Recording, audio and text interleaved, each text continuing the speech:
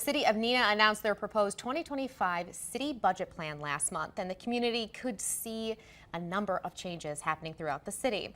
New at 5:30, Jamal James spoke with city officials about the proposal and brings us the details. Jamal? Maria, this over $82 million budget plan is expected to fund several projects towards things like employee support, computer and technology replacement, and more.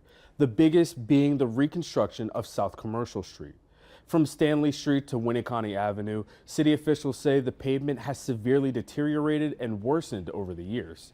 Director of Public Works for the City of Neenah, Jerry Kaiser, says during this time, they'll try to maintain traffic through the area as best they can.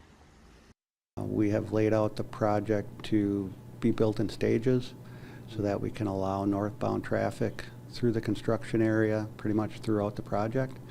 So at least we have access directly to the businesses in that fashion.